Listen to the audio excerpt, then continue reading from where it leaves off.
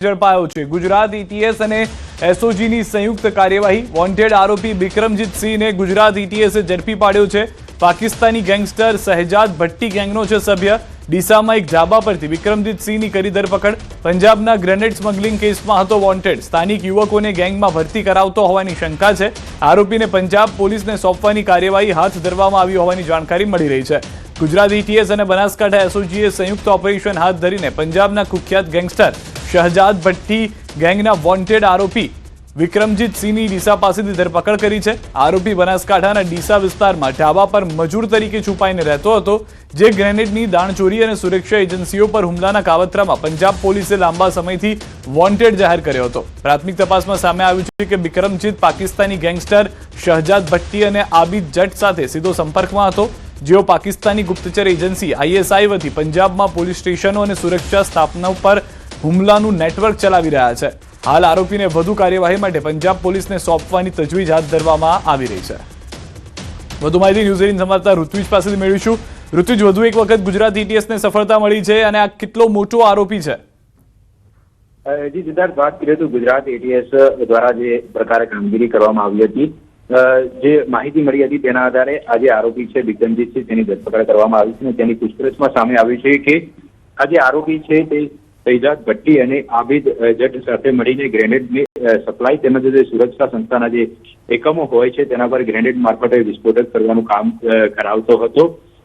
જે વાત કરીએ તો આ જે આરોપી છે તે પંજાબના સ્થાનિક માણસોને આ ગેંગની અંદર પણ તે જોડતો હતો। ઉપરાંત જે સુરક્ષા એજન્સીઓના એકમો હોય તેના ઉપર હુમલા કરવાના કાવતરાઓમાં મુખ્ય ભૂમિકા ભજવતો હતો। એટલે ગુજરાત એટીએસને એક સૌથી મોટી સફળતા કહી શકાય કે જે શહેજાદ ભટ્ટી જે પાકિસ્તાની ઇન્ટેલિજન્સ એજન્સી જે આઈએસઆઈ તેના માટે કામ કરતો હતો અને પાકિસ્તાની ગેંગસ્ટર છે તેની સાથે મળીને આ જે આરોપી છે તે અલગ અલગ જગ્યાઓ પર કામ કરતો હતો।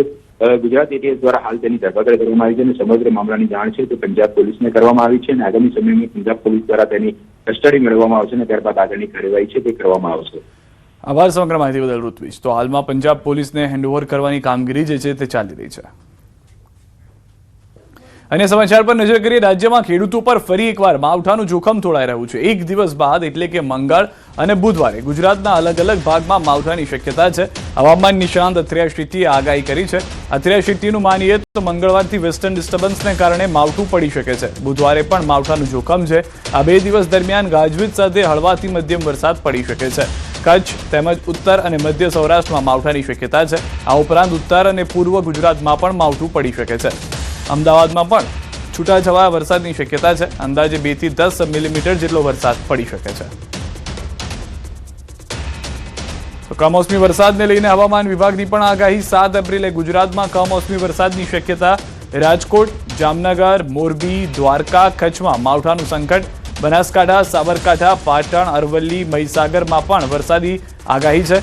6 થી 7 એપ્રિલે માછીમારોને દરિયો ન ખેડવા પણ સૂચના આપવામાં આવી છે। આવતીકાલથી તેજ પવન ફૂંકાવાની પણ આગાહી જે છે તે જોવા મળી રહી છે। તો હાલના જે દ્રશ્યો આપ જોશો તેનાથી ખ્યાલ આવશે કે માવઠાનું સંકટ જે છે તે ગુજરાતના ઉત્તર વિસ્તારમાં સાબરકાંઠા, અરવલ્લી, મહીસાગર, પંચમહાલ અને દાહોદમાં, તેની સાથે બનાસકાંઠા, પાટણ, કચ્છ પર છે અને સૌરાષ્ટ્રની જો વાત કરીએ તો મોરબી, જામનગર અને રાજકોટનો પણ તેમાં સમાવેશ થાય છે કે જ્યાં આગળ કમોસમી વરસાદ જે છે તે જોવા મળી શકે છે। શું કહ્યું હતું હવામાન વિભાગે તે પણ સંભળાવીએ।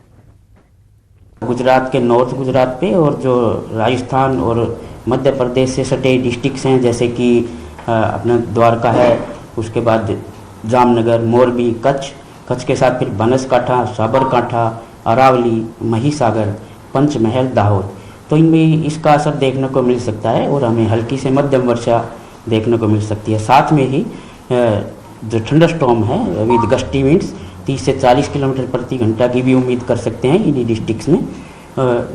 और बाकी उसके अलावा मौसम आमतौर पे शुष्क रहने की संभावना है।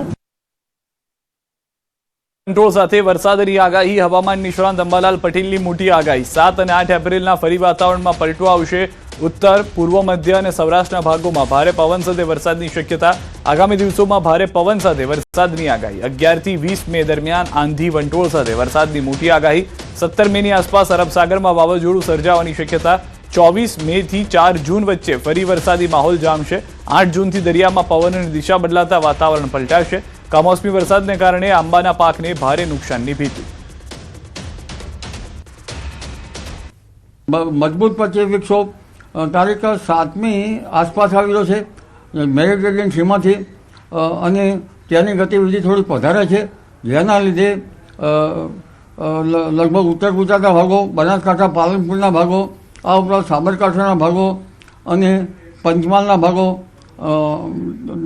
દાહોદના ભાગો તેમજ મધ્ય ગુજરાતના ભાગો, અમદાવાદના ભાગો, ઉત્તર ગુજરાતના અન્ય ભાગો અને વડોદરા વગેરે ભાગો, ખાસ કરીને દક્ષિણના ભાગો અને પૂર્વ ગુજરાતના ભાગોમાં પ્રી મોન્સૂન એક્ટિવિટીનો વરસાદ થવાની શક્યતા છે। 11થી 20 મેમાં આંધી વંટોળનું પ્રમાણ વધશે। આરબ કંટ્રીની કાળી આંધી ચડી આવશે, ભારે વંટોળિયા ફૂંકાશે, જે આંબાવાડીના પાક ઉપર તેની અસર થવાની શક્યતા રહેશે અને લગભગ કાચા મકાનના છાપરા ઉડી જાય તેવા પવનો મે માસમાં ફૂંકાવાની શક્યતા રહેશે। આ ઉપરાંત 24 મેથી 4 જૂન વચ્ચે પણ ક્યાંક વરસાદ થવાની શક્યતા રહેશે। 8મી જૂને દરિયામાં પવનો બદલાવાની શક્યતા રહેશે। મે માસમાં અને 25 જૂન માસમાં લગભગ એક અરબ સાગરમાં પણ એક વાવાઝોડું બનવાની શક્યતા રહેશે। આણંદની ઉમરેઠ વિધાનસભા પેટા ચૂંટણીને લઈને ભાજપ એક્શનમાં છે। ભાજપે 40 સ્ટાર પ્રચારકોની યાદી જાહેર કરી છે। યાદીમાં અનુભવી નેતાઓની સાથે નવા હોદ્દેદારોને પણ સામેલ કર્યા છે। CM Bhupendra Patel, deputy CM Harsh Sanghavi, Jagdish વિશ્વકર્માનો પણ સમાવેશ છે। જીતુ વાઘાણી, રત્નાકર, નીતિન પટેલનો પણ સમાવેશ છે। ભૂપેન્દ્રસિંહ ચુડાસમા, ગુરતન ઝડફિયા, પ્રદીપસિંહ જાડેજા પણ યાદીમાં સામેલ છે। આમ આદમી પાર્ટીએ સુરત મહાનગરપાલિકા ચૂંટણી માટે પોતાની પહેલી યાદી જાહેર કરી છે। આ યાદીમાં તેઓએ 75 ઉમેદવારોના નામ જાહેર કર્યા છે। આ પ્રસંગે આમ આદમી પાર્ટીના સંગઠન મહામંત્રીએ વિશ્વાસ વ્યક્ત કર્યો હતો કે આપ તમામ બેઠકો પર મજબૂતી ચૂંટણી લડશે અને સુરતમાં ટકાઉ વિકાસ તેમજ ઉત્તમ શાસન લાવશે। તેમણે ઉમેદવારોને અભિનંદન પાઠવતા દાવો કર્યો કે આ વખતે સુરત મહાનગરપાલિકામાં આમ આદમી પાર્ટીનો મેયર બનશે અને પક્ષ ભવ્ય વિજય મેળવશે।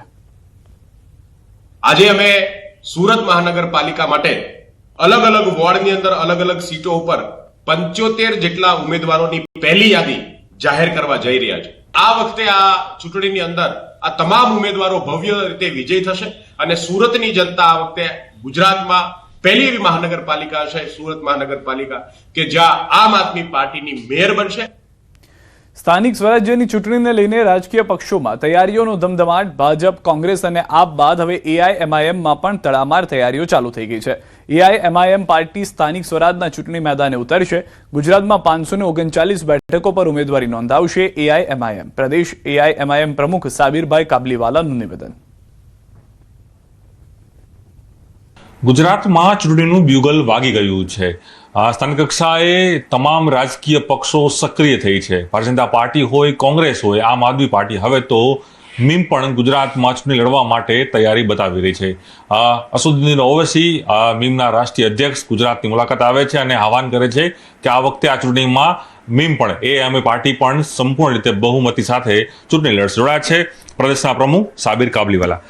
સાબિરભાઈ, અસદુદ્દીન ઓવૈસીની ગુજરાત મુલાકાત અને એક મોટી જાહેરાત કે મીમ પણ ગુજરાતમાં સક્રિય રીતે આ ચૂંટણીમાં ભાગ લેશે। પહેલા કહી શકાય કે કોંગ્રેસ પાર્ટી હોય, ભારતીય જનતા પાર્ટી છે, આમ આદમી પાર્ટી, હવે મીમ પણ ગુજરાતમાં કેટલી બેઠકો ચૂંટણી લડશે, કયા મુદ્દાઓ હશે કે જે ચૂંટણીની અંદર મીમ લોકો સુધી લઈને જશે? આજે 5 વર્ષ પહેલાં અમારી પાર્ટી અહીંયા ગુજરાતની અંદર આવી હતી, ત્યારે ગોધરાની અંદર મેં સત્તા પર આવ્યા હતા, મેયર અમારો બન્યો હતો અને મોડાસાની અંદર અમે વિપક્ષમાં આવ્યા હતા અને અમદાવાદ મ્યુનિસિપલ કોર્પોરેશનની અંદર 7 સીટો અમારી આવી હતી અને થોડાક માટે અમે અહીંયા બી થોડીક કોંગ્રેસના માણસો અમારી અંદર આવી ગયા હતા, પેલું ગડબડી કરીને અમુક સીટો પેલી ડિસ્ટર્બ કરી નાખી હતી, એ કારણે અહીંયા 7 સીટ આવી હતી। પણ આ વખતે અમે તૈયારી એવી કરી છે કે અમદાવાદની અંદર ઓછામાં ઓછી 25 થી 30 સીટો અમે લાવીશું અને ટોટલ અમદાવાદની અંદર અમે 12 વોર્ડ લડાવીએ છીએ અને અમને આશા છે કે કમસે કમ 30 થી 35 સીટો આવશે અને કંઈ બી કરીને આ વખતે અમારે કોર્પોરેશનની અંદર વિપક્ષમાં અમે બેસીશું। વિપક્ષમાં બેસવાનું કારણ એ છે કે અમદાવાદની અંદર વધારે જે ડિમોલેશન છે અને એવું નથી કે ખાલી મુસ્લિમ વિસ્તારમાં જ ડિમોલેશન છે, બધા હિન્દુ વિસ્તારમાં બી છે, દલિત વિસ્તારમાં બી છે.